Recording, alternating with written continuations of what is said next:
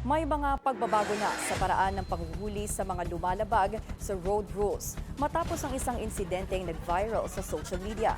Pero ano nga ba ang masasabi ng mga motorista patungkol dito?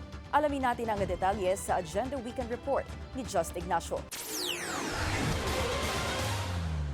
Patas para sa motoristang si Aaron Anastasio na mahigit 20 taon nang nagmamaneho ang inilabas na memorandum ng Department of Transportation kahapon. Hindi na kasi kukumpiskahin ng Land Transportation Office ang lisensya ng mga driver na mahuhuli sa kalsada. Kasi kung i-confiscate mo yung license namin, yan, while driving, siyempre, while driving, may mga pwede ka rin mahuli-uli, siyempre abala. And at the same time, kung may payment system naman tayo na online, di ba? Mas okay yun. Ang memo, sinuspindi ni Transportation Acting Secretary Giovanni Lopez ang pagkumpiska ng mga driver's license ng mga motoristang lumalabag sa batas trapiko.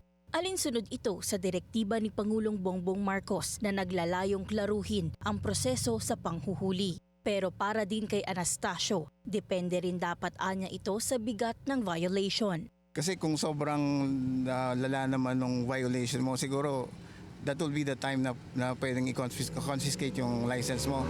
May nais namang linawin ng motoristang si Bong na nagmamaneho ng motorsiklo at four wheels.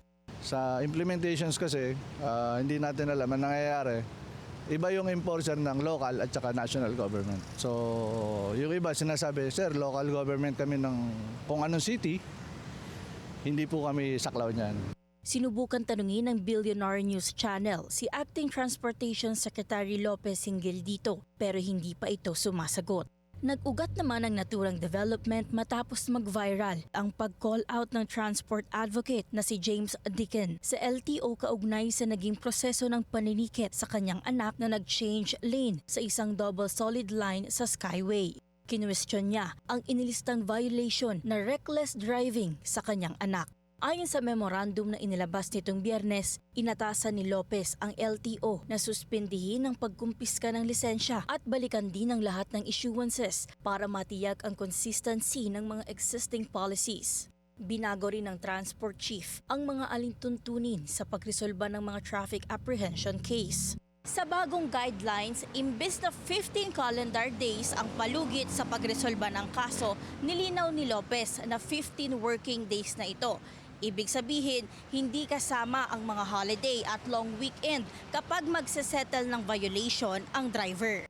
Ito anyay para mabigyan ng gobyerno at ang publiko ng sapat na panahon para resolbahin ang kanilang kaso. Habang suspendido ang pagkumpiska ng mga driver's license, inatasan naman ang LTO na agad isailalim sa alert status ang lisensya ng isang violator. Mahigpit din daw na ipatutupad ang otomatikong suspensyon o pagbawi ng lisensya sakaling mabigo ang driver na ayusin ang kaso sa loob ng 15 working days. Ikinutuwa naman ni Dicken ang naging development at aksyon ng DOTR.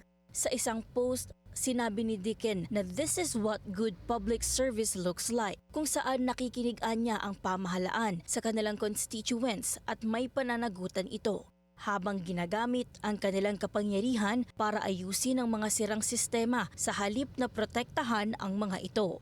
Ikinuwento rin nito na mismong si Secretary Giovanni Lopez anya ang tumawag sa kanya, hindi para dumepensa kundi para humingi umano ng tawad. Proud din si Dicken sa kanyang anak matapos anla harapin ang kanyang pagkakamali ng tapat. Epektibo naman kaagad ang nasabing memorandum kahapon ayon sa DOTR. Para sa Agenda Weekend, Just Ignacio, Billionaire News Channel.